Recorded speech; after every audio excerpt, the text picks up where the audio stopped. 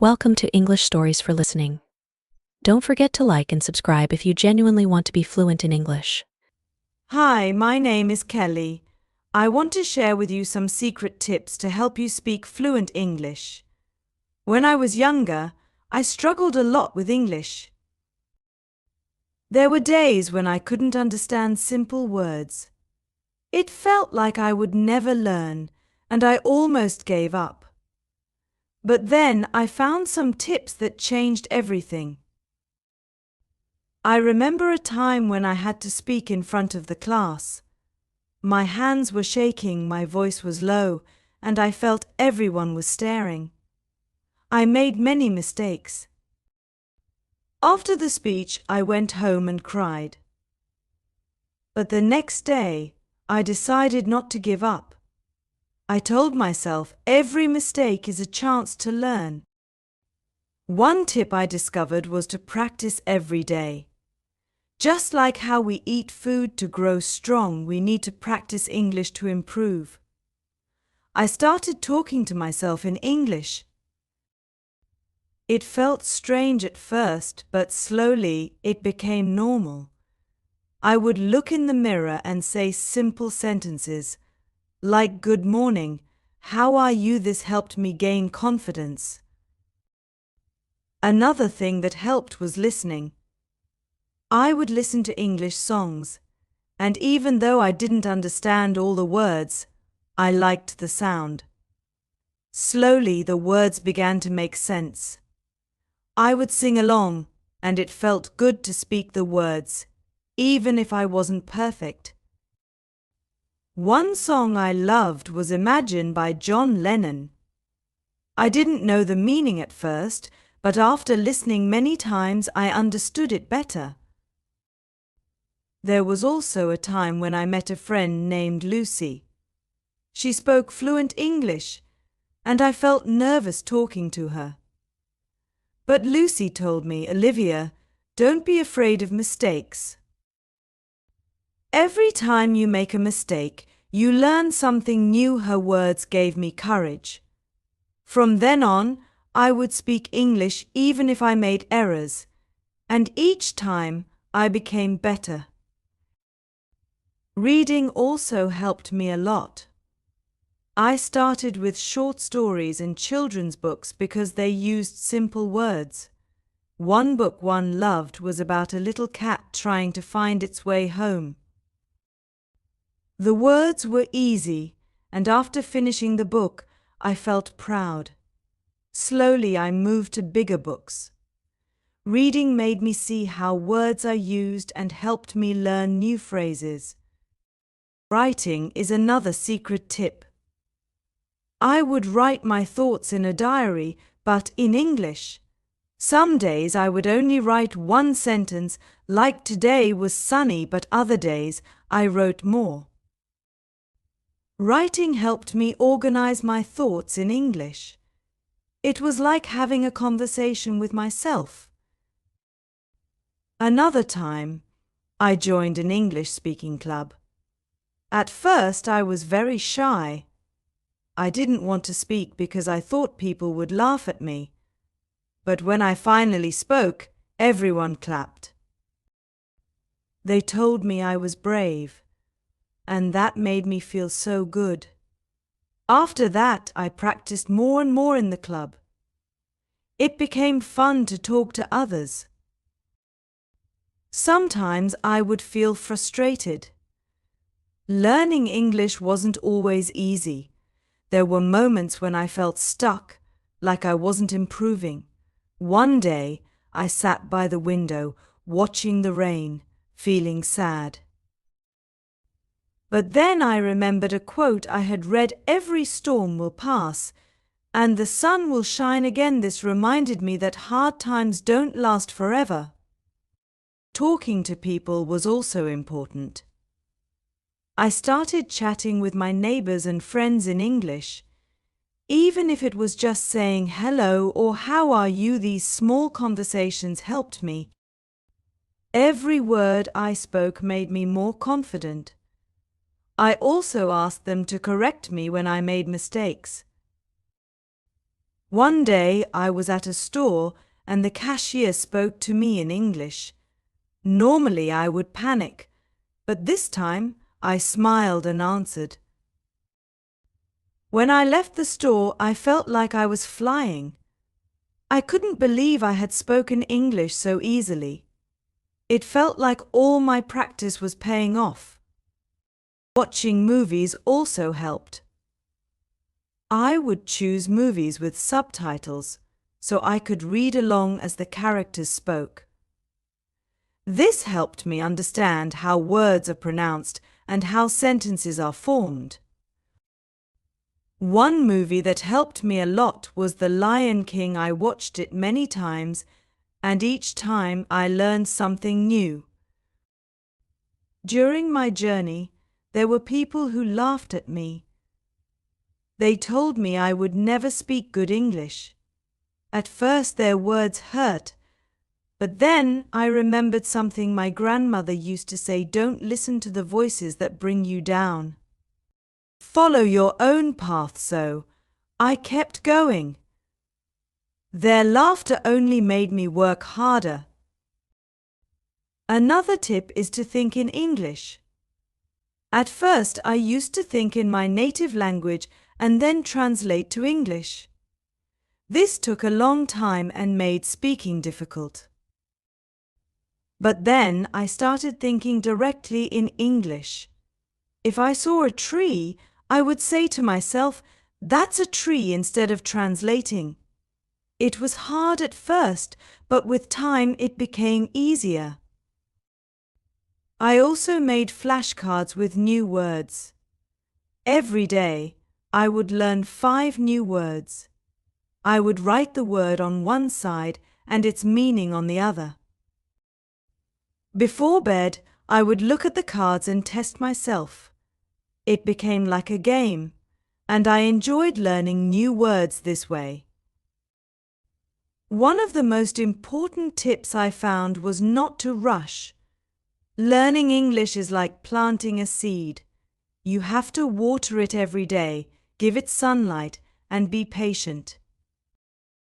Slowly, it will grow into a big, strong tree. There were times when I wanted to learn everything quickly, but I learned that taking small steps was better.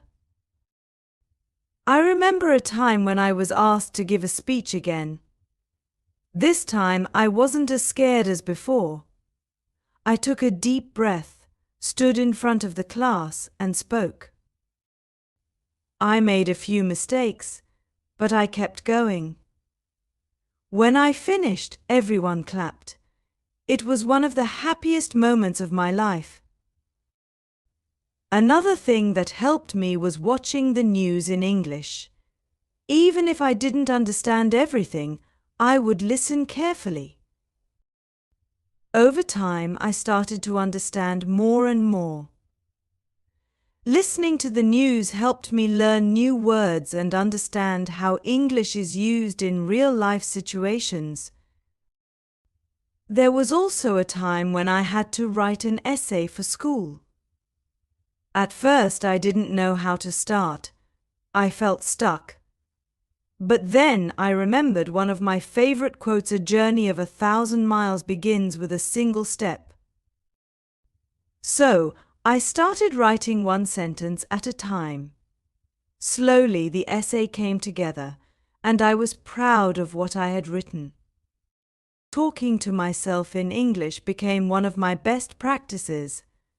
When I was alone, I would describe everything I was doing in English. For example, if I was cooking, I would say, "Now I am cutting the vegetables." This simple habit made speaking English feel more natural. One day I met a person who spoke many languages. I asked him how he learned them all. He smiled and said, "Practice, patience, and love for the language." His words stayed with me. From that day, I tried to love the process of learning English, even when it was hard. I also made friends with people from different countries. We spoke to each other in English because it was the only language we all knew. This helped me practice speaking and listening in a real-world setting. Every conversation taught me something new. Even though I've come a long way, I still make mistakes sometimes. But now I don't feel bad about it. I know that every mistake is a lesson. There was a time when I mispronounced a word in front of a group of people. Instead of feeling embarrassed, I laughed and asked them how to say it correctly. This made me feel more confident, and they were happy to help. As I continued learning, I realized that learning English is not just about knowing the words. It's about understanding the culture, the expressions, and the way people communicate. This made me appreciate the language even more. When I look back at my journey, I feel proud of how far I've come. There were many struggles, but each one made me stronger. The tears, the mistakes, the embarrassment, all of it was worth it because now I can speak English with confidence. But remember, this journey doesn't end. Even now, I'm still learning. Every day brings a new word, a new lesson, and a new challenge. And that's the beauty of it. There's always more to discover. So, my message to you is this: don't give up. Keep practicing, keep learning, and most importantly, keep believing in yourself. You can do it just like I did. And one day, you'll look back and realize how far you've come. Thank you for staying with me on this journey. Let's continue exploring the small but powerful steps that will bring you closer to speaking fluent English. One thing I learned early on was the power of questions. I used to be afraid of asking questions because I didn't want to sound silly. But then I realized that questions open doors. Every time I didn't understand something, I would ask. Sometimes I felt shy, but I reminded myself that asking questions is how we grow. I remember one day in class when the teacher explained a difficult grammar rule. Everyone seemed to understand except me. My heart was beating fast, and I was scared to raise my hand. But I did it anyway. I asked, "Can you explain that again?" The teacher smiled and explained it in simpler words. After class, a friend came to me and said, "I'm glad you asked that question because I didn't understand it either." This showed me that many people have the same doubts, but only a few are brave enough to ask. Learning English also means learning to think in new ways. I used to feel confused about the different ways to express time in English, like when to use I am going or I will go. It felt like a puzzle. One day I made up a story in my mind where I traveled to different times, past, present, and future. I imagined myself in each time and thought about how I would talk about it. Slowly, it began to make sense. I turned learning into a fun adventure. One more memory I have is from when I first started dreaming in English. It was a strange but exciting feeling. I woke up one morning and realized I had spoken English in my sleep. This made me smile because it showed that English was becoming a natural part of my mind. It wasn't just a language I was learning, it was becoming a part of me. Another tip that helped me a lot was watching cartoons. I know it sounds funny, but cartoons use simple language and they often speak clearly. I watched shows like Tom and Jerry and Dora the Explorer. Even though Tom and Jerry doesn't have much talking, it taught me how actions speak louder than words. Dora the Explorer, on the other hand, helped me learn new words in a fun way. Every time Dora asked a question, I would answer aloud, even though she couldn't hear me. It made me feel more involved. I also started keeping a small notebook with me. Anytime I heard a new word or phrase, I would write it down. Later, I would look it up and learn how to use it. I still have that notebook, and it's filled with words that once felt strange to me but are now part of my daily speech. Every word in that notebook tells a story of growth. Speaking of stories, I learned that storytelling is one of the best ways to improve your English. I started telling simple stories to myself or to my friends. I would use the new words I learned and try to make the story interesting. Sometimes I would even make up stories about my own life.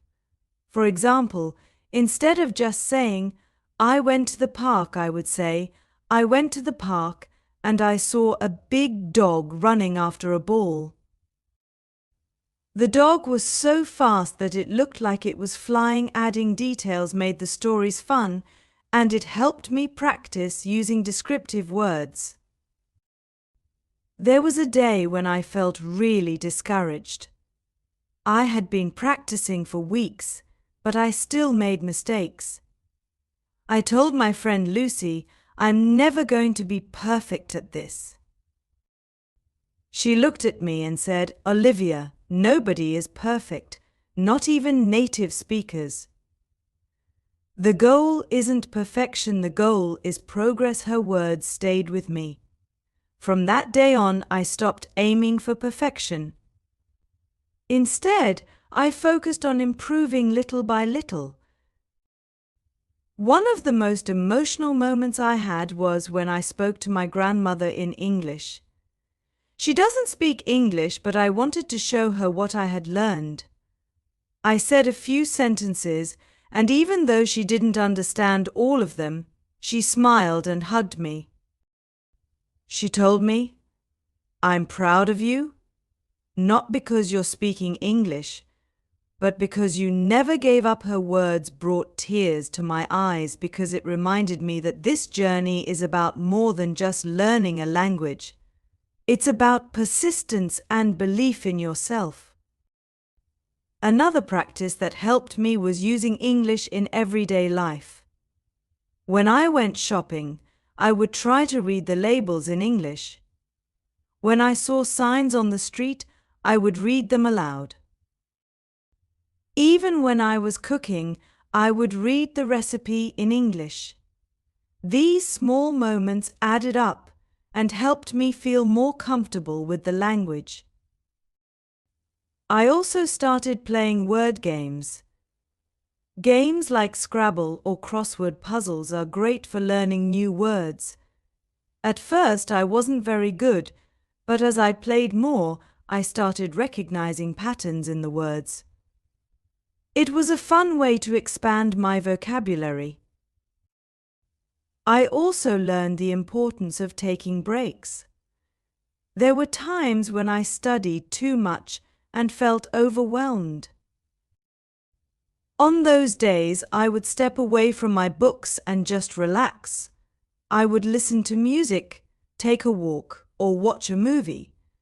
After resting, I would come back with a clear mind and learning felt easier. One more thing that helped me was speaking with people who were also learning English. We understood each other's struggles and we encouraged each other. If one of us made a mistake, we didn't laugh. Instead, we helped correct each other. This made learning feel like a team effort. I also started learning about English-speaking cultures. I would read about holidays, traditions, and daily life in places like the UK, the US, and Australia.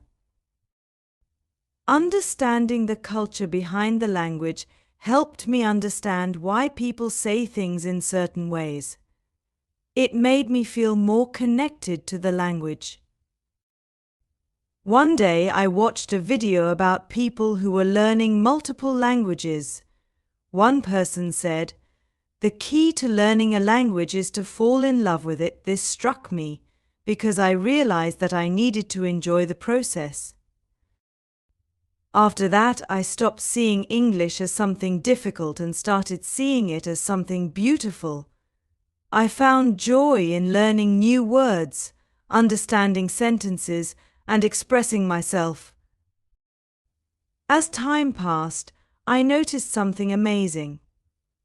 I wasn't just learning English, I was growing as a person. My confidence increased, and I started believing in myself more. The journey of learning English taught me that I could do difficult things if I put my mind to it. Every now and then, I would look back at the beginning of my journey, the days when I could barely say a sentence without stumbling. Now I could hold conversations, write stories, and express my thoughts in English. It felt like climbing a mountain, and even though the climb was hard, the view from the top was worth it.